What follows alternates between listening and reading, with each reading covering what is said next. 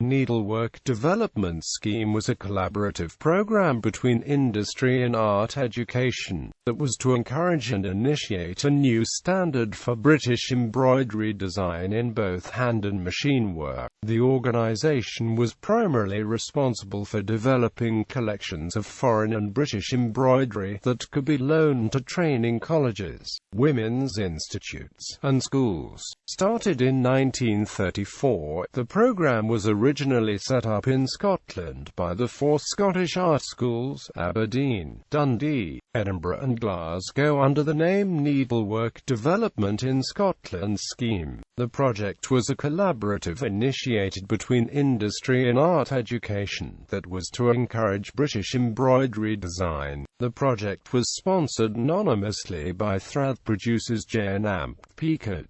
By 1945 the scheme had amassed over 900 embroideries, but the outbreak of the Second World War saw the project disbanded. The scheme was restated after the war, in 1944, and extended throughout the 1950s to include schools in England, Wales and Northern Ireland. British artists, including the painter and illustrator Mary Kessel, were specialty commissioned to create experimental designs for the scheme which could then be reinterpreted in embroidery. The program ended in 1961, having achieved its original aims, and the collection of over 3,500 embroideries was given to various museums and organisations, including the Victoria and Albert Museum in London and the National Museum of Scotland in Edinburgh.